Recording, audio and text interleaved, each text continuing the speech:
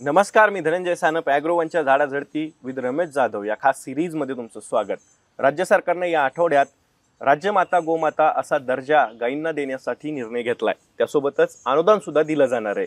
तर या निर्णयाचा शेतकऱ्यांना नेमका काय फायदा होणार आहे, शेतकऱ्यांवरती काय परिणाम होणार आहे, त्याची कारणं काय आहेत, पुढच्या काळात त्याचा काय परिणाम दिसू शकतो, या सगळ्या विषयांवरती बोलण्यासाठी आज आपल्या सोबत आहेत ॲग्रोवनचे निवासी संपादक रमेश जाधव सर. सर, या नवीन भागात तुमचं खूप खूप स्वागत आहे. सर, पहिला प्रश्न अर्थातच काय आहे, आता राज्य सरकारनं राज्यमाता गोमाता असा दर्जा गायींना देण्याचा निर्णय घेतलाय. तर या निर्णयाचा फायदा शेतकऱ्यांना काय होणार आहे आणि हा निर्णय आत्ता का घेण्यात आलाय? तर हा निर्णय आत्ताच काय घेण्यात आलाय, कारण ते विधानसभेच्या निवडणुका आहेत. बर. आणि ज्यावेळेस या निर्णयाची घोषणा केली त्यावेळेसच मुख्यमंत्र्यांनी सांगितलं की जे शंकराचार्य आहेत स्वामी अविमुक्तेश्वरानंद, बर, तर त्यांच्या आदेशाप्रमाणे मी हा निर्णय घेतलाय असं त्यांनी अधिकृतरित्या सांगितलंय. आणि गाईला राज्यमाता गोमाता असा दर्जा दिलाय. त्याच्यावर त्या शंकराचार्यांची प्रतिक्रिया सुद्धा मार्मिक आहे. ते काय म्हणाले की बाबा गेल्या 77 वर्षामध्ये देशाला स्वातंत्र्य मिळून 77 वर्ष झाली, पण या सगळ्या काळामध्ये एकाही पंतप्रधानाला किंवा मुख्यमंत्र्याला तो धाडसी निर्णय घेता आला नाही. तो मुख्यमंत्री एकनाथ शिंदे यांनी घेतलाय. त्याच्यामुळे यापुढे आता एकनाथ शिंदे यांना गोमातेचा पुत्र अशी उपाधी आम्ही देऊ. बर. तर इतके दिवस आम्हाला वाटत होते की बाबा गोमातेचा पुत्र म्हणजे बैल असतो. आणि हे जे हिंदुत्ववाद्यांचे प्रेरणा स्रोत आहेत विनायक दामोदर सावरकर, त्यांनी पण लिहून ठेवलंय की धेनू जर कोणाची महामाता असेल तर ती फक्त बैलाची असते, ती काही हिंदूंची महामाता नसते, ती फक्त बैलांची असते. पण आता ठीक आहे, आता शंकराचार्यांनी सांगितलं की आता एकनाथ शिंदे यांना पण आपण गोमातेचा पुत्र म्हणायचंय. आता काही खोडसाळ लोक असं बोलतायत की बाबा शंकराचार्यांनी तर मुख्यमंत्र्यांना थेट बैलाच्या रांगेत नेऊन उभं केलंय, तर तो खोडसाळ पण आहे, तो सोडून देऊ. शंकराचार्यांनी उलट त्यांचं कौतुक केलंय. गाईला गोमातेचा दर्जा, राज्यमातेचा दर्जा दिल्यामुळं त्या गाईच्या संवर्धन जतन हे जे काही कार्य आहे त्याच्यामध्ये वाढ होईल आणि त्या दृष्टीने हा निर्णय सकारात्मक आहे असं त्यांच्या एकंदर बोलण्याचा सार आहे. तर आता सरकारने अधिकृत त्याची जी काही कारण मीमांसा केली, म्हणजे तुझं शासन निर्णय तुम्ही वाचला, त्याचं पहिलंच वाक्य असं आहे की बाबा देशामध्ये राज्यामध्ये देशी गायींची संख्या कमी होत चालली. आणि त्यांनी पशुगणना अहवालाचा आधार दिलाय की आता 19व्या पशुगणना अहवालाप्रमाणे 20व्या पशुगणना अहवालाप्रमाणे राज्यातली देशी गायींची संख्या कमी झाली. आणि 19व्या पशुगणना अहवालामध्ये जी संख्या होती त्याच्या तुलनेमध्ये साधारण 20.69% संख्या कमी झालेली. त्याच्यामुळे हे काय देशी गायींची संख्या कमी होत चालली, हा प्रश्न सोडवण्यासाठी मग आम्ही ह्याला गाईला राज्यमातेचा दर्जा देतोय. त्या दृष्टीने मग देशी गायींची संख्या वाढावी हा त्याचा हेतू दिसतो. आणि त्याचं मग जतन संवर्धन करण्यासाठी म्हणून मग अनुदान देऊ अशी पण त्यांनी घोषणा केलेली आहे. त्यामुळे सरकार दाखवताना असं दाखवते की आम्हाला देशी गायींची जी संख्या कमी होत चालली हा प्रश्न आम्हाला खूप गंभीर वाटतोय, तो सोडवण्यासाठी म्हणून आम्ही हे निर्णय घेतलाय.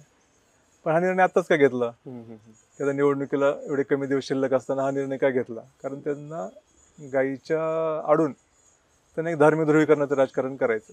आणि आजच चाललेलं नाही आहे. मागच्या 10 वर्षामध्ये 2014 पासून जेव्हा भाजपचं सरकार आलं तेव्हापासनं गायीचा वापर करून एक धार्मिक ध्रुवीकरणाचं राजकारण पुढे रेटायचं अशा प्रकारचं हे प्रयत्न सुरू आहेत.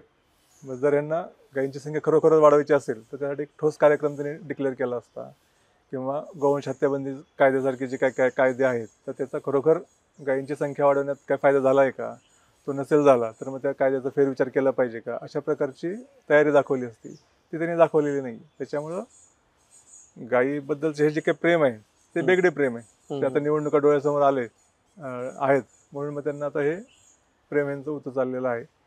आणि माझ्या मते हा ढोंगीपणा आहे. ह्या निर्णयामुळं गायींची संख्या वाढण्यामध्ये काही ह्याचा उपयोग होणार नाही आहे. फक्त निवडणुका डोळ्यासमोर ठेवून हिंदू मतांचं ध्रुवीकरण करता यावं म्हणून हा निर्णय घेतलेला आहे. सर, आता तुम्ही हा निर्णय ढोंगी असं पण म्हणालात किंवा मतांचं ध्रुवीकरण करण्यासाठी विधानसभेच्या निवडणुका डोळ्यासमोर ठेवून हा निर्णय घेतला, पण त्यासोबत ठोस कृती कार्यक्रम असं म्हणून जर का बघितलं तर 50 रुपये प्रति गाय प्रति दिवस असं भाकड गायींसाठी अनुदान देण्याचा निर्णय घेतला, तर त्याचा शेतकऱ्यांना फायदा होईल ना? शेतकऱ्यांना अनुदान नाही ना ते. अच्छा, मग काय फायदा कधी झाला असता की बाबा तो शेतकऱ्यांच्या ज्या काही भाकड गायी आहेत त्या सांभाळण्यासाठी म्हणून ते अनुदान दिलं असतं. मग हे अनुदान कुणासाठी दिलं? हे अनुदान आहे गोशाळांना. ओके. आता गोशाळांमध्ये सुद्धा 2 प्रकार आहेत की ज्यांना खरोखर गायीबद्दल प्रेम आहे. त्या गायीबद्दल प्रेम असणाऱ्यांमध्ये पण 2 प्रकार आहेत. ते आधी आपण समजून घेऊ. कसे? त्यातले काही लोक हे भाबडे लोक आहेत. बर. आणि हे गायींसाठी कायदा व्हावा, हम्म. गोहत्येवर बंदी घालावी, गोवंश हत्येवर बंदी घालावी अशी मागणी करणारे फक्त हिंदुत्ववादी नाही आहेत, तर त्याच्यामध्ये काही भाबडे सर्वोदयवादी आणि गांधीवादी सुद्धा आहेत. बर. तर हे भाबडे लोक आहेत, त्यांचं गायीबद्दलचं जे प्रेम आहे ते खरोखर प्रेम आहे त्यांना, पण त्यात भाबडेपणा जास्त आहे. आणि हिंदुत्ववाद्यांमध्ये पण काही भाबडे लोक आहेत. आणि ह्याच्या व्यतिरिक्त जो आणि ह्यांची संख्या खूप कमी आहे, ह्याच्या व्यतिरिक्त जो मोठा वर्ग आहे तो मात्र राजकीय आणि धार्मिक कावा त्यांचा ह्याच्या मागे आहे आणि त्या दृष्टीने ते या सगळ्या गायीच्या राजकारणाकडे बघतात. आता ह्याच्यामध्ये जे खरोखर ज्यांना गायीबद्दल प्रेम वाटतं अशी जी काही मोजकी लोक आहेत त्याच्यातल्या अनेक लोकांनी गोशाळा सुरू केलेल्या आहेत.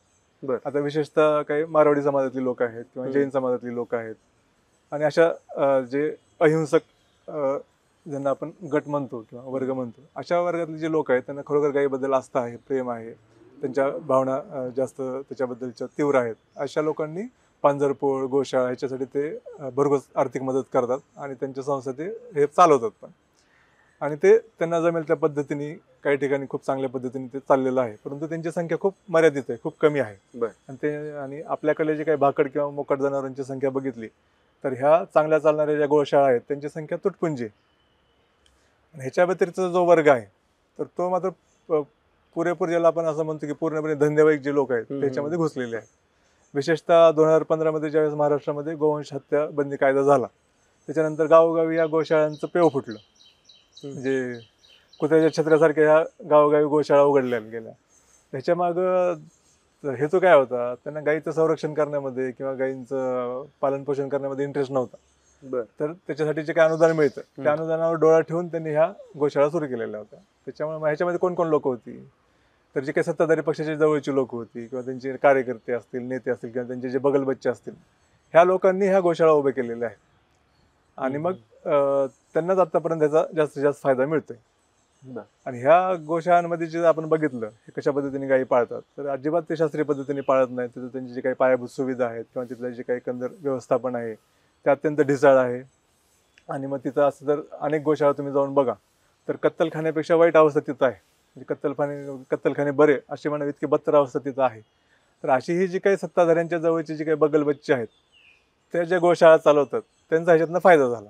म्हणजे आता जे सरकारने अनुदान जाहीर केलंय ते अनुदान कोणाला मिळणार आहे, या बगल बच्च्यांना ते अनुदान मिळणार आहे. म्हणजे दररोज प्रत्येक गाई मागं 50 रुपये अनुदान, ही काही कमी रक्कम नाहीये. त्याच्यातनं मग गायीचं काय कल्याण होणार की नाही हा विषय राहतो बाजूला.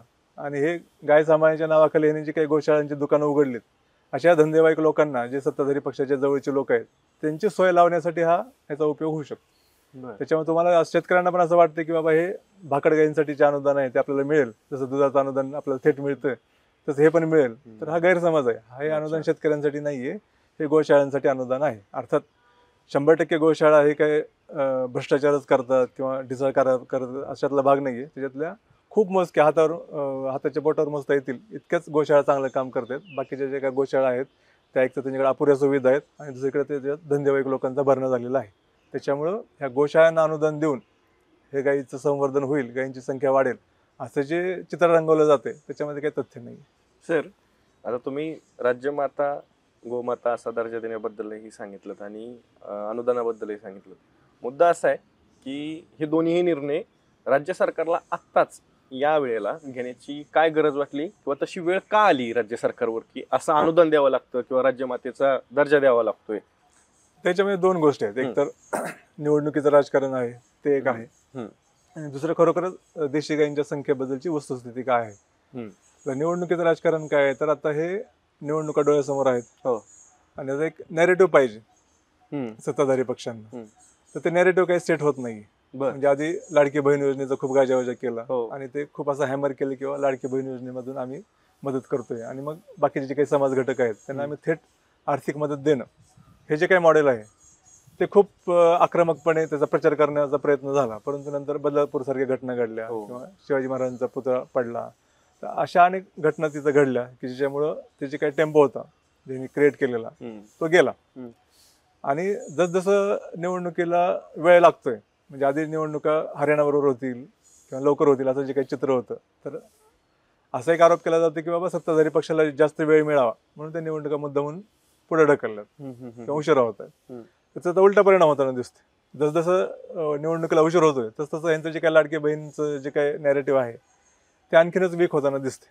आणि मग दुसरं मग नॅरेटिव्ह काय आहे, दुसरं नॅरेटिव्ह मग एक तर मराठा आरक्षणाच्या मुद्द्यावरून जे काही मराठा विरुद्ध ओबीसी किंवा असं जे काही जातीचं राजकारण करण्याचा एक प्रयत्न एका वर्गाकडनं होतोय, एका पक्षाकडनं होतोय, आणि बऱ्याच पक्षांकडनं होतोय. एका पक्षाला आपण दोष धरता येणार नाही, पण ते पण नॅरेटिव्ह कसं आहे ते अंगावर येणार आहे.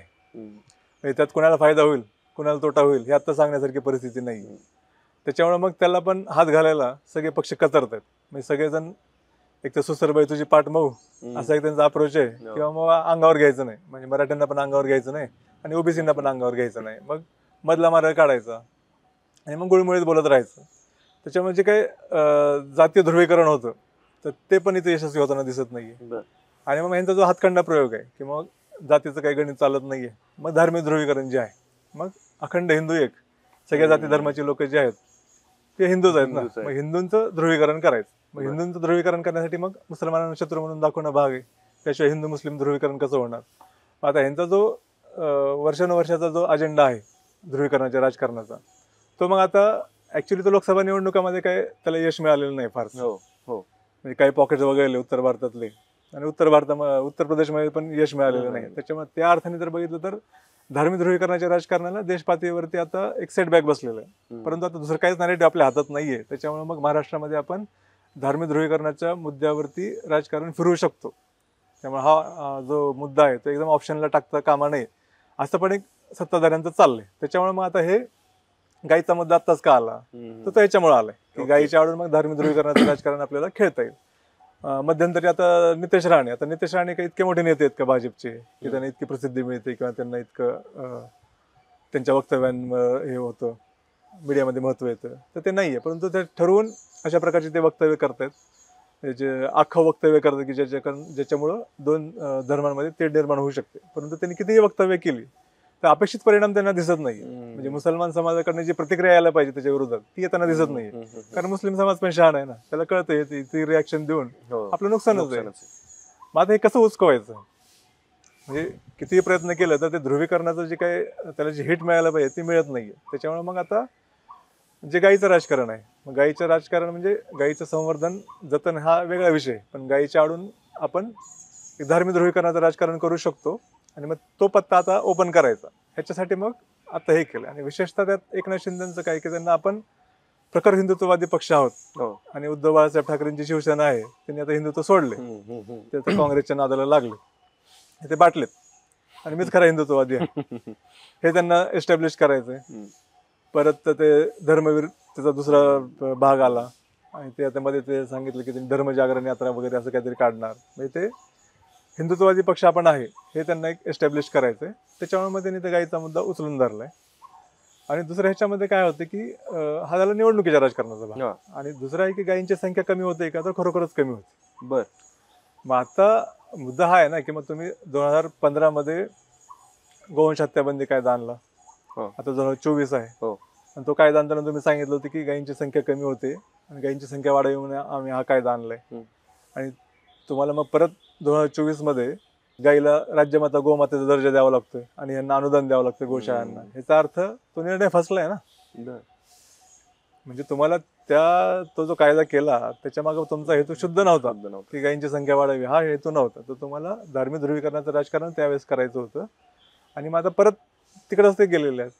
म्हणजे आपण जे आपला एक हातखंडा प्रयोग होता तो आता वापरून बघू, दुसरं तर काही नॅरेटिव्ह आपल्या हातात नाहीये. या हातबलतेपोटी गाय आता अग्रस्थानी आलेली आहे. बर सर, आता तुम्ही बोलताना म्हणालात की 2015ला जो कायदा केला गोवंश हत्याबंदीचा तो फसला, तर तो फसला का, आणि त्याचा शेतकऱ्यांना काही फटका बसलाय का, आणि म्हणून आता हे परत अनुदानाचं, परत गायींची संख्या कमी होतीये, तर हे सगळं गणित नेमकं काय आहे? शेतकऱ्यांना फटका बसल्यामुळे तो कायदा फसला ना. ओके, हा. कायद्याचा हेतू काय होता की बाबा गायींची संख्या कमी होते आणि गायींची संख्या वाढवायला पाहिजे. मग काय करायला पाहिजे त्यासाठी, तर मग गायीच्या हत्येवरती बंदी घालायला पाहिजे. पण मुळात हा एक गैरसमज आहे की 2015 नंतरच गायीच्या हत्येवर बंदी आली, आणि त्याच्या आधी राजरोसपणे गायींची हत्या करण्याला परवानगी होती, आणि सगळ्या कत्तलखान्यामध्ये गायीची सर्वयाम कत्तल होत होती. तर अशातला भाग नाही. मग हा कधीपासून आहे गोवंश म्हणजे गो हत्याबंदी कायदा? गो हत्याबंदी म्हणजे गायीच्या हत्येवरती निर्बंध महाराष्ट्रामध्ये 1976 पासून आहे. बर. तो काही 2015 आलेला नाही. 1976 पासून गायीच्या हत्येवर निर्बंध आहेतच. त्यामुळे तो काही विषय नव्हता की महाराष्ट्रामध्ये गायीच्या हत्येचा विषय आहे आणि त्याच्यासाठी आम्ही हा कायदा केला, हा विषय नव्हता. पण 2015 मध्ये ह्यांनी काय मूर्खपणा केला त्याच्यामध्ये, की त्याच्यामध्ये गोवंश पण जोडला. म्हणजे गोवंश हत्याबंदी कायदा तो आहे. म्हणजे गोवंश जोडल्यामुळे गायी बरोबर वळू आले, खोंड आले, बैल आले आणि त्याच्यामुळे मग शेतकऱ्यांवरती प्रॉब्लेम झाला, शेतकऱ्यांचा प्रॉब्लेम झाला. कारण ह्याच्यामधलं गणित काय असतं की बाबा गायीबद्दल बैलाबद्दल शेतकऱ्याला प्रेम असतं. म्हणजे आता हे जे काही हिंदुत्ववादी लोक आहेत किंवा शहरामध्ये राहणारे लोक आहेत, ह्यांचं जे प्रेम आहे हे आणि शेतकऱ्यांचं जे प्रेम आहे ह्याचं आपण कम्पेअर सुद्धा करू शकत नाही, तुलना सुद्धा करू शकत नाही. इतकं शेतकरी त्याच्यावर जीवापाड प्रेम करत असतात. परंतु तो आर्थिक पण विषय आहे ना. बरोबर आहे. मग असं जर प्रेम असेल तर मग शेतीसाठी त्याचा वापर पण करणं चुकीचं आहे. मग तो पण ते पशुक्रूरतेमध्ये येईल. तर हे शेवटी आपण शेती कामासाठी वापर करतो ना. गाय हा उपयुक्त पशु आहे, बैल हा उपयुक्त पशु आहे आणि जोपर्यंत शेतकऱ्याचा त्या वैयक्तिक पाप पुण्याचा भाग होता तोपर्यंत काही प्रॉब्लेम नव्हता. ज्यावेळेस तुम्ही ह्याला गायीला गोमाता म्हणायला लागला किंवा धार्मिक राजकारणासाठी त्याचा वापर करायला सुरुवात केला तेव्हा प्रॉब्लेम सुरू झाला आहे. आता शेतीमध्ये काय असं असतं की आता संकरित गायींची संख्या जास्त आहे देशी गायींपेक्षा, हे तर आपल्याला माहितीच आहे. तर संकरित गायीला जर समजा कालवड झाली, दुसरी गाय झाली, तर शेतकरी खुश असतो. दूध येतं, पुढचं गणित चालू असतं, दुधाच्या त्याला पैसे मिळतात. पण त्याला जर खोंड झालं म्हणजे गोऱ्या झालं तर मग तो नाराज होतो. कारण ते संकरित गायीचे जे काही गोरे असतात ना, म्हणजे खोंड किंवा ज्याला बैल आपण म्हणतो, पुढे जाऊन जो बैल होणार असतो, तर ते प्रकृतीने खूप नाजूक असतात आणि शेतीच्या कामासाठी त्यांचा काही उपयोग नसतो फार. मग त्याला चारा पाण्यासाठी पण जास्त खर्च करावा लागतो, त्याला दूध पण पाजावं लागतं. तर ते पाळणं खर्चिक असतं आणि ते पाळायचं कशाला जर त्याला बैल ह्याच्यासाठी उपयोगच होणार नसेल शेतीच्या कामासाठी. त्याच्यामुळे मग आधी काय सोय होती की बाबा हा कायदा येण्याच्या आधी की हे जे काही गाय कालवड जे आहे ती दुधासाठी ठेवायची आणि गोरे किंवा जे खोंड आहेत ते विकून टाकायचे, त्यातनं त्यांना पैसे मिळत होते. दुसरे काय होते की बाबा एक ठराविक काळानंतर समजा आता काही दुखापत झाली, आजारपण असेल किंवा वय वाढलं बैलाचं, तर मग तो बैल निकामी होतो ना. बरोबर आहे. आणि गाय भाकड होते. तर ह्यांचं काय करायचं. तर आधी काय पद्धत होती की बाबा जे काही निकामी झालेले बैल आहेत, हे निकामी झालेले जनावर आहेत, भाकड झालेले जनावर आहेत, ते बाजारामध्ये विकून टाकायचे. त्यातनं जे पैसे मिळतील त्याच्यातनं आणखी काही थोडे पैसे टाकून नवीन जनावर विकत घ्यायचं आणि मग शेतकऱ्याचं जे चक्र आहे ना ते चालू राहायचं. म्हणजे मग गायीला गाय त्याला मिळायची, बैलाला बैल मिळायचं आणि मग ते चक्र चालू राहायचं. त्याच्यामधून मग संख्या जी आहे ती वाढत जायची. पण आता हे गोवंश हत्याबंदी कायद्यामुळे ह्याच्यावरती बंदी झाली ना. तुम्ही गोवंश त्याच्यावर विकू शकत नाही, हे चक्रच बंद झालं. आणि मग हे जे काय निकामी बैल आहेत किंवा जे भाकड जनावर आहेत ते सामान्याचा खर्च मात्र वाढला. मग आता हे शेतकऱ्यासाठी ते परवडणारं नाहीये. त्याच्यामुळे मग हळूहळू आता गाईच नकोत, बैलच नकोत असं मग आता सुरू झालं. त्याच्यामुळे मग भाकड जनावरांचा प्रश्न एवढा वाढलाय की त्याच्यामुळे शेतकऱ्यांचं दुहेरी नुकसान झालं. शेतातले जे उभी पिकं आहेत ते हे जनावर त्याचं नुकसान करतात आणि आपल्याकडे जितका प्रॉब्लेम आहे त्याच्या 100 पट जास्त प्रॉब्लेम उत्तर भारतामध्ये आहे, विशेषतः उत्तर प्रदेशमध्ये. तर लोक रात्रभर जागून तिथं गस्त घालतात, ते मचानं वगैरे बांधून तिथं ते हुसकावून लावण्यासाठी त्यांना रात्र जागावं लागतं. तरी पण खूप मोठं नुकसान करतात तिथं आणि त्यांना हात लावता येत नाही, कारण ते गाईचं राजकारण आहे त्याच्या मागं आहे. आणि त्याच्यामुळे मग हा तर प्रॉब्लेम झाला. शेतकऱ्याचं जे काही आर्थिक चक्र आहे त्याच्यामुळे पूर्ण डिस्टर्ब झालं. आणि महाराष्ट्रातली जवळपास 82 ते 84% शेती ही कोरडवाहू शेती आहे. कोरडवाहू शेतीमधून शेतकऱ्याला त्याचं आयुष्य नीट जगता येईल इतकं उत्पन्न मिळत नाही. त्यांच्यासाठी हा मोठा आजार होता. हे जनावरांची विक्री करून त्याचे पैसे मिळवायचे, ते मोठा आजार होता. जवळपास 70 ते 75% जे कोरडवाहू शेतकरी कुटुंब आहेत ती ह्याच्यावरती डिपेंड होती. आणि मराठवाड्यातल्या काही जिल्ह्यांमध्ये तर किमान 100 गाव अशी आहेत की ज्यांचं पूर्ण अर्थकारण हे पूर्णपणे त्या गोवंशावरती अवलंबून आहे. तर हे जे सगळे चक्र आहे ना, हे गोवंश हत्याबंदी कायदा लागू झाल्यानंतर हे पूर्ण डिस्टर्ब झालं. तुम्ही जनावरांच्या बाजारामध्ये जाऊन बघा, आता तुम्हाला गाई बैल खूप कमी प्रमाणात दिसतात. म्हणजे म्हशींची संख्या जर 100 असेल तर गायींची बैलांची संख्या 4-5 असते. त्यामुळे हे जे काही पूर्ण ग्रामीण अर्थकारण आहे ना ते पूर्ण ह्याच्यामुळे डिस्टर्ब झालं आणि शेतकऱ्याचं जे आर्थिक गणित आहे ते ह्याच्यामुळे पूर्ण डिस्टर्ब होऊन गेलं. आणि ह्याचा परिणाम शेतकऱ्यांवरती झाला, ग्रामीण अर्थकारणावरती झाला आणि त्याचा एकूणच देशाच्या अर्थकारणावरती परिणाम झाला. त्याच्यामुळे मग हे गोवंश हत्याबंदी कायदा झाल्यानंतर हे काय गायींची संख्या वाढेल, बैलांची संख्या वाढेल, हा जो काही दावा होता तो पूर्णपणे फसला. त्याच्याऐवजी म्हशींची संख्या वाढली. अच्छा, हे मग सर आता मला प्रश्न हाच पडलाय, कायदा केलाय गायींची संख्या वाढवण्यासाठी, बरोबर, आणि संख्या म्हशींची कसं काय वाढली? म्हणजे हे गणित नेमकं परत असं झालं की अरे उपाययोजना एक करायची होती आणि त्याचं उपाययोजना करायची होती कारण त्याच्यातनं एक फलित अपेक्षित होतं पण ते मिळालं नाही, ते उलटच काहीतरी झालं. मग ही मशीनची संख्या नेमकी कशामुळे वाढली, काय कारण याच्या मागचं? आता हे गोवंश हत्याबंदी कायदा लागू झाला ना, हो. त्याच्यानंतर मग गावोगावी गोरक्षकांची फौज तयार झाली बरोबर आहे. आणि ज्याला सत्ताधाऱ्यांचं पाठबळ होतं. पाठबळ होतं. सत्ताधारी पक्षांचे कार्यकर्ते त्याच्यामध्ये जास्त प्रमाणात होते हम्म. आणि ते वाटेल ते करायचे. हो. म्हणजे आता ते कोणी गायींची वाहतूक करणारे जे काही टेम्पो असतील, ट्रक हो, असतील, ते अडवायचे, अडवायचे. बरोबर. त्यांना मारहाण करायची, दमदाटी करायची, परत ते झडती घ्यायची, छापे टाकायचे. बरं कोणी गोमांस म्हणजे बीफ बाळगला असं संशय असेल तर त्याच्यावर हल्ले करायचे. नुसत्या संशयावरून खून सुद्धा झालेले आहेत, हो. मॉब लिंचिंग सारखे प्रकार झालेले आहेत. आणि ते मध्यंतरी ते प्रमाण खूप वाढलेलं होतं ज्यावेळेस यांचं सरकार नवीन आलं 2014 मध्ये. त्यावेळेस मग हे गायीचा मुद्दा राहायला बाजूला आणि त्याच्या आडून हे धार्मिक विद्वेषाचं राजकारण सुरू झालं. त्यातून मॉब लिंचिंग सारखे प्रकार वाढले आणि स्वयंघोषित हे जे गोरक्षक आहेत त्यांचा उन्माद वाढला आणि ते लोन आपल्या महाराष्ट्रामध्ये पण आलं ना. त्याच्यामुळे गायीची वाहतूक करणं हे खूप मोठं रिस्की काम होऊन बसलं. म्हणजे गायी प्रत्येक जे काही गायीची वाहतूक होते, तसं तुम्ही जनावरांच्या बाजारात जरी घेऊन जात असाल तर तुम्ही कत्तलीसाठी घेऊन चालला असं त्यांचा आरोप असायचा आणि मग त्याला खूप मोठं टॉर्चर ते सहन करावं लागायचं. त्यामुळे हळूहळू काय आलं की हा धंदाच नको बाबा.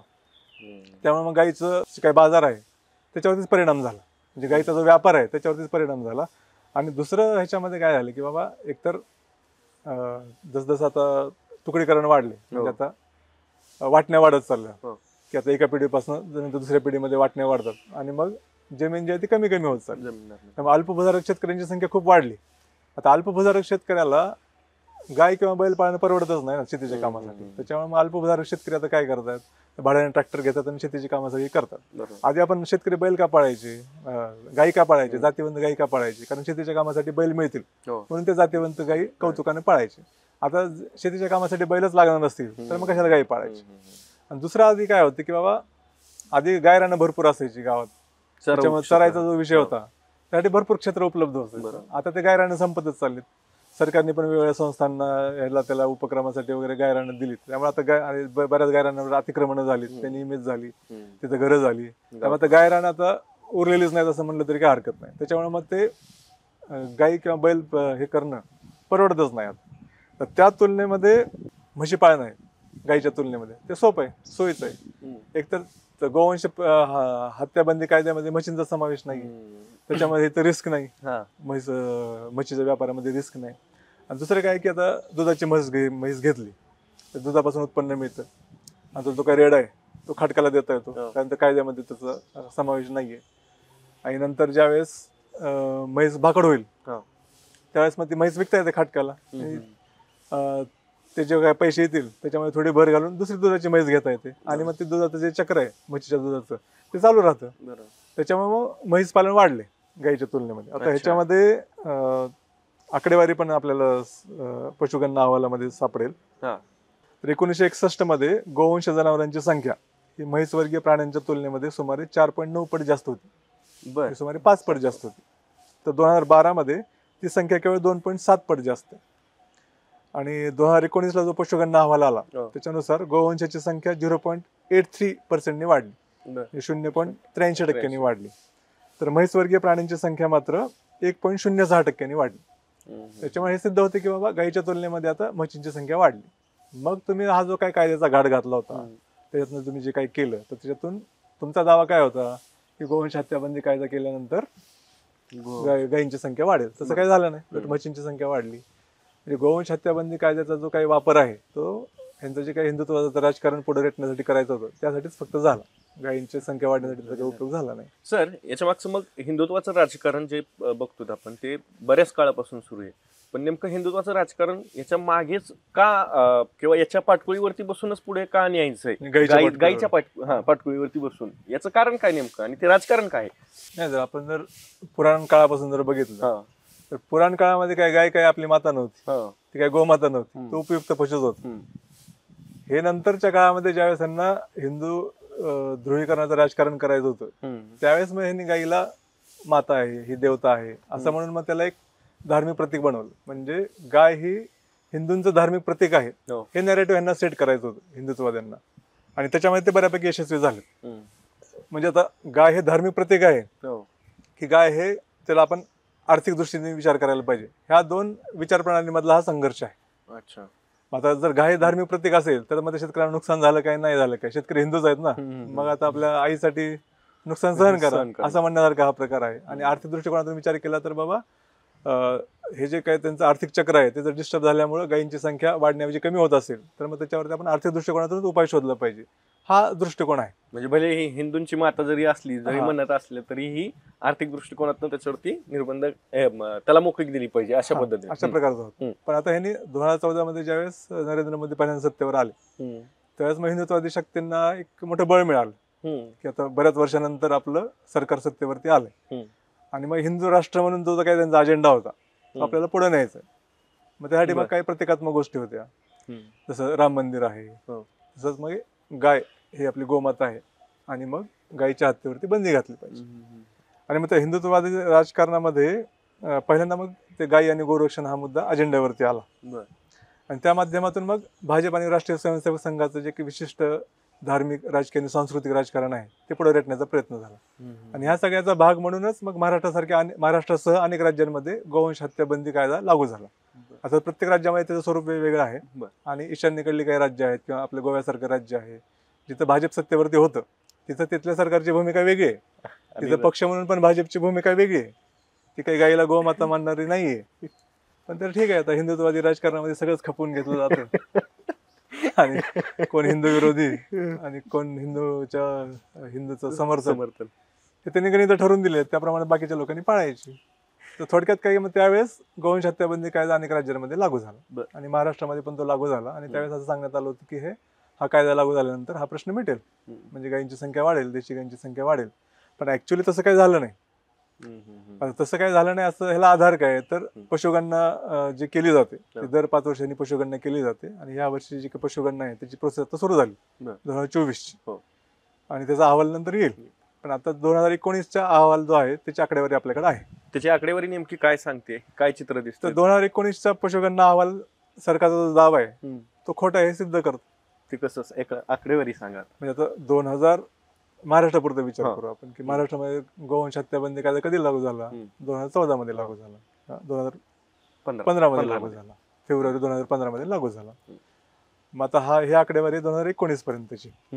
संख्या वाढायला पाहिजे ना गायींची. 5 वर्षाचा काळ झालेला होता. तर आता आपल्या मुख्यमंत्र्यांनी जे डिक्लेअर केलं की आपण राज्यमाता गोमाता का दर्जा देतोय आणि अनुदान का देतोय त्या त्यांनी ह्या अहवालाचाच आधार घेतला. त्यांनी असं म्हटलंय, म्हणजे राज्य सरकारची अधिकृत भूमिका आहे की 19व्या पशुगणना अहवालामध्ये राज्यातल्या देशी गायींची संख्या कमी झाल्याचं आढळून आले आणि 20व्या पशुगणना अहवालामध्ये कमी झाल्याचे आढळून आले आणि 19व्या पशुगणना अहवालाची तुलना केली तर राज्यातल्या देशी गायींची संख्या 20.69% कमी झाली. आणि देशपातळीवर जर आपण बघितलं तर 20व्या पशुगणना अहवालामध्ये 2019 पर्यंतचे आकडेवारी आहे. तर त्याच्यामध्ये भारतातील एकूण पशुधनामध्ये गोवंश जनावरांचं जे प्रमाण आहे ते सुमारे 36% आहे. 2012च्या पशुगणनेमध्ये हे प्रमाण 37.28% होतं, म्हणजे प्रमाण कमी झालं. आणि सगळ्यात जास्त जी घट आहे ती देशी गोवंशाच्या संख्येमध्ये 6% घट झालेली आहे. आणि देशभरामध्ये गीर, साहिवाल, बाचारू, लाल सिंधी, अमृतमहल, बारगूर, कृष्णा व्हॅली या जाती वगळता बाकी बहुतेक सर्व गायींच्या संख्येत मोठी घट झाली. आणि महाराष्ट्रापुरता जर आपण विचार केला तर खिल्लार, गवळाऊ, लाल कंधारी, देवणी या जातींच्या गायींची संख्या कमी झालेली आहे. देशपातळीवर बैल आणि खोंडांची संख्या सुमारे 30% घटलेली आहे. आणि आता आपण बघितलं किंवा महाराष्ट्रात देशी गायींच्या संख्येमध्ये 20.69% घट झालेली आहे.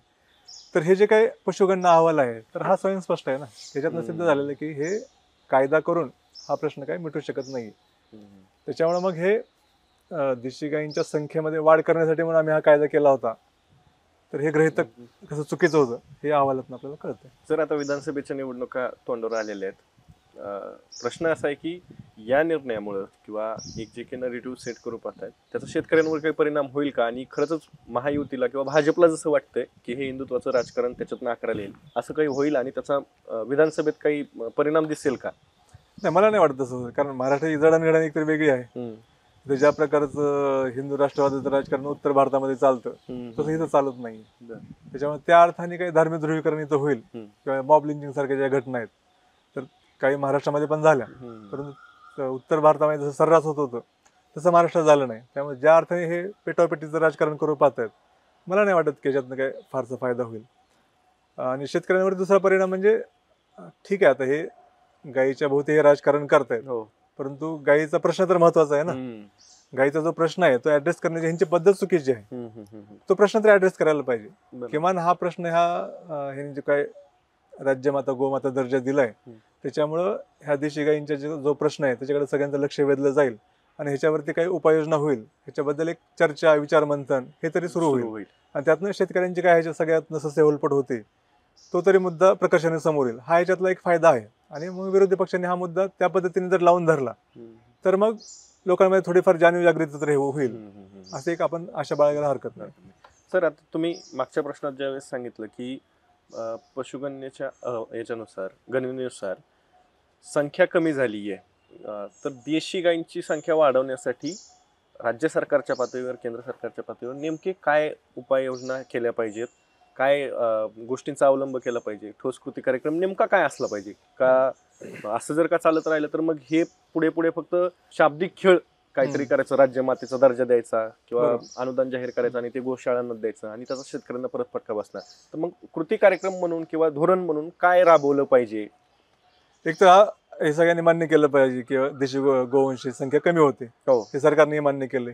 आता जर देशी गोवंश आहे किंवा देशी गायी आहे त्यांची संख्या वाढवायची असेल तर नेमकं काय करायला पाहिजे? पहिल्यांदा एक सरकारने पण हे क्लिअर केलं पाहिजे की देशी गायींची संख्या जर वाढवायची असेल तर शेतकऱ्यांनी जर त्या जास्त प्रमाणात पाळल्या गायी तर संख्या वाढू शकते. सरकार तर हे जे चाललंय ना की गोशाळांना अनुदान द्या, म्हणजे गोशाळा किंवा पांढरपोळ्यामध्ये जर त्यांचं जर संवर्धन केलं तर त्याची संख्या वाढणार नाही. तर तिथं ही जी काही योजना आहे ना, दर दिवशी 50 रुपये द्यायची, ही ऍक्च्युअली गायींसाठी नाहीये. ऍक्च्युअली याचं नाव बदलून लाडका वळू योजना करायला पाहिजे. आणि जे वळू आहेत ना ते 2 पायाचे वळू आहेत, जे काही सत्ताधाऱ्यांच्या जवळचे बगल बच्चे आहेत ना त्यांना पोचण्यासाठी ही योजना आहे. त्यामुळे ह्या योजनेतून गायींचं संवर्धन होणार नाही. गायीचं संवर्धन कधी होईल? ज्यावेळी शेतकऱ्याला असं वाटेल की गाय पाळणं आपल्याला परवडेल. बरोबर आहे. आता शेतकऱ्याला जे प्राणी पाळणं सोयीचं आहे, कमी कटकटीचं आहे आणि ज्यातनं पैसे मिळतात असेच प्राणी तो पाळणार ना. त्याच्यामुळे म्हशींची संख्या वाढते. जर तुम्हाला असं वाटत असेल की बाबा म्हशीच्या तुलनेमध्ये गायींची आणि बैलाची संख्या वाढावी तर मग शेतकऱ्याला म्हशीच्या तुलनेमध्ये गाय आणि बैलापासून जास्त पैसे मिळायला पाहिजे, हे त्याचं गणित आहे. बरोबर. आणि मग गायीची संख्या जर वाढवायची असेल तर जे काही अनुत्पादक बैल आहेत त्यांची संख्या कमी करावी लागेल. अनुत्पादक बैलांची संख्या जर कमी केली तरच गायींची संख्या वाढेल. आणि नेमका इथे ह्या कायद्याचा अडसर येतोय, म्हणजे गोवंश हत्याबंदी कायद्यामुळे ह्या अनुत्पादक बैलांची संख्या कमी करता येत नाही, त्याच्यामुळे गायी पाळणं परवडत नाही. याचा अर्थ लॉजिकली काय पाहिजे? हा कायदा रद्दबदल करायला पाहिजे. म्हणजे गायींची संख्या वाढायची असेल तर गोवंश हत्याबंदी कायदा रद्द करायला पाहिजे. आता हे बरोबर विसंगत वाटणारे विधान आहे, परंतु त्याची काय कारण मीमांसा आहे ते आतापर्यंत आपण बघितलं. आता ह्याच्यातलं जे प्रॅक्टिकल ह्याच्यातला मुद्दा आहे ना, हा तात्विकदृष्ट्या मुद्दा बरोबर आहे की गोवंश हत्या प्रतिबंध कायदा रद्द केल्याशिवाय गायींची संख्या वाढणार नाही. आता हे होऊ शकतं का? तर महाराष्ट्रातलं आज जे काही राजकारण आपण बघितलं, जरी महाराष्ट्रामध्ये उत्तर भारतासारखं हिंदुत्वाचं राजकारण चालत नसलं तरी सुद्धा हा निर्णय घेणं आता कुठल्याही पक्षाला अवघड झालेला आहे. म्हणजे आता बघा की गाय ही हिंदूंचं धार्मिक प्रतीक आहे, हे नॅरेटिव्ह तर सेट झालेलं आहे, तर आता कोणी धक्का लावू शकत नाहीये. त्याच्यामुळे आता विरोधी पक्ष जरी असेल तर तो सुद्धा आता म्हणू शकत नाही ना. आता हे महाविकास आघाडी आहे, त्याच्यामध्ये काँग्रेस आहे, राष्ट्रवादी काँग्रेस शरद पवार आणि उद्धव बाळासाहेब ठाकरे शिवसेना. आता हे तिन्ही पक्ष आपल्या जाहीरनाम्यामध्ये आश्वासन देतील का की आम्ही सत्तेत आल्यानंतर गोवंश हत्या प्रतिबंध कायदा रद्द करू? नाही देऊ शकत. पर्यंत सरकार आलं होतं ना, म्हणजे भाजप शिवसेना युतीचं सरकार गेल्यानंतर महाविकास आघाडी सरकार 2.5 वर्ष होतं ना, त्या काळात त्यांनी काय केलं त्याच्यासाठी? हा कायदा रद्द करण्यासाठी त्यांनी काय केलं नाही. बरं, हा कायदा मुळात आला कधी? 1995 मध्ये ज्यावेळेस पहिल्यांदा भाजप शिवसेना, त्यावेळेस शिवसेना भाजप युतीचं सरकार होतं, भाजप शिवसेना नाही, शिवसेना भाजप युतीचं सरकार ज्यावेळेस पहिल्यांदा सत्तेवर आलं त्यावेळेस त्यांनी हा कायद्याचा घाट घातला होता. आणि मग दोन्ही सभागृहामध्ये हे विधेयक मंजूर झालं आणि ते राष्ट्रपतींकडे मंजुरीसाठी गेले. राष्ट्रपतीकडे ते 19 वर्ष पडून होत. दरम्यानच्या काळात यांचं सरकार गेलं आणि काँग्रेस राष्ट्रवादीचं आघाडी सरकार आलं, ते 3 टर्म सरकार होतं. त्या 15 वर्षामध्ये यांनी त्याच्यासाठी काय केलं नाही की तो कायदा आम्ही रद्द करू किंवा ते विधेयक मागे घेऊ, असं काही केलं नाही. त्यांनी एकच गोष्ट केली, त्याचा काही पाठपुरावा केला नाही. महाविकास आघाडी किंवा त्यावेळेस काँग्रेस राष्ट्रवादी काँग्रेसचं आघाडी सरकार होतं. ते 3 टर्म होतं ना, म्हणजे 15 वर्षात ते सरकार होतं. मग त्यांनी हा कायदा रद्द करण्यासाठी काही प्रयत्न केले नाहीत. ते विधेयक तिथं पडूनच होतं राष्ट्रपतींनी. बरोबर. फक्त ह्यांनी एक चांगली गोष्ट केली की त्याचा पाठपुरावा केला नाही, त्याच्यामुळे ते पडून राहिले. जेव्हा देवेंद्र फडणवीस मुख्यमंत्री झाले त्याच्यानंतर मग 2015 मध्ये राष्ट्रपतीने त्याच्यावर सही केली आणि त्या राष्ट्रपती कोण होते? प्रणव मुखर्जी होते. अच्छा. ते पण एक गणित आहे ना. प्रणव मुखर्जींच्या काळामध्ये गोवंश हत्या प्रतिबंध कायद्यावरती स्वाक्षरी झाली.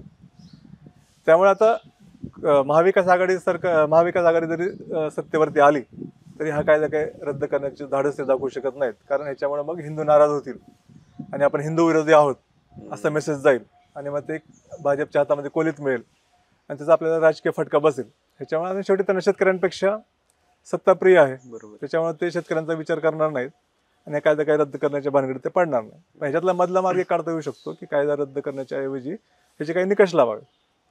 बाबा ह्या कायद्याप्रमाणे आता सरसकट बंदी, सगळ्या गोवंशाच्या ह्याच्यावरती बंदी, हत्येवरती बंदी, तर त्याच्याऐवजी निकष लावावेत आणि जे काही वयाचे निकष लावावेत, त्यांच्या फिटनेसचे निकष लावावेत, आरोग्याचे निकष लावावेत. म्हणजे काही खरोखर भाकड आहेत, निरुपयोगी आहेत, दुखापतग्रस्त आहेत, त्यांच्यासाठी वेगळा विचार व्हावा, त्यांच्यासाठी त्यांच्या ह्याचा परवानगी द्यावी, अशा प्रकारे विचार करता येऊ शकतो. आणि भारतातल्या अनेक राज्यांमध्ये अशा प्रकारचा कायदा आहे, तिथं सरसकट बंदी नाही. त्यामुळे किमान कायदा जरी रद्द करणार नसाल तर किमान हे सरसकट बंदी काढून टाका आणि त्याच्यामध्ये काही निकष लावावे, हा एक मुद्दा आहे. आणि दुसरा मुद्दा ह्याच्यामध्ये खरोखर देशी गायींचं संवर्धन झालं पाहिजे. म्हणजे आपण हे सगळे जे विचार करतो हे सत्ताधाऱ्यांचं गायीचं जे काही राजकारण आहे त्याच्या विरोधात आपण त्याचे काय धोके आहेत ते आपण सांगतोय. आपल्या गायीला विरोध नाही आणि देशी गायीलाही विरोध नाही. तर आपलं तर मत असं आहे की देशी गायीचं संख्या वाढली पाहिजे, कारण देशी गायी ह्या ज्या आहेत ना ह्या त्यांची रोगप्रतिकारक क्षमता खूप चांगली असते आणि ते इथल्या वातावरणामध्ये टिकून राहतात. त्यांची ताण सहन करण्याची क्षमता चांगली असते. त्याच्यामुळं संकरित गायींपेक्षा देशी गायी ह्या त्यांचा मेंटेनन्स पण खूप कमी असतो, त्या काटक असतात. त्याच्यामुळे देशी गायींची संख्या वाढवण्याला प्रोत्साहन दिलं पाहिजे. हे कसं देता येईल? तर ह्या देशी गायींचे जे काही जाती आहेत, म्हणजे स्थानिक, ज्याला देशी म्हणण्याच्या वेळी आपण स्थानिक गायी म्हणायला पाहिजे, तर स्थानिक गायींच्या ज्या काही जाती आहेत त्याच्यावरती खूप सखोल संशोधन व्हायला पाहिजे. कारण आता ह्यांची संख्या कमी होत चालल्यामुळे या ज्या चांगल्या जाती आहेत त्या लुप्त होत चालल्यात किंवा त्याच्यामध्ये भेसळ होते. त्यातलं जे काही शुद्ध जाती आहेत त्याचं संवर्धन करायला पाहिजे, त्याचं जतन करायला पाहिजे आणि त्यांचं संवर्धन करायला पाहिजे. त्यासाठी त्याच्यावर संशोधन व्हायला पाहिजे. आणि आत्तापर्यंत जे काही भारतामध्ये खूप विविधता आहे, अनेक जाती आहेत, पण ह्या जाती कोणी टिकवून ठेवल्या? तर ह्या काही विद्यापीठ किंवा संशोधन संस्थांनी टिकवून ठेवलेल्या नाही आहेत. त्यांचा ह्याच्यामध्ये रोल खूप लिमिटेड आहे. तर हे जे काही ही जे जनावरं पाळणारे जे काही पारंपरिक पशुपालक समूह आहेत, म्हणजे समजा आता नंदगवळी समाज आहे, त्यांनी गवळाऊ जात टिकवून ठेवली, त्याचं संवर्धन केलं.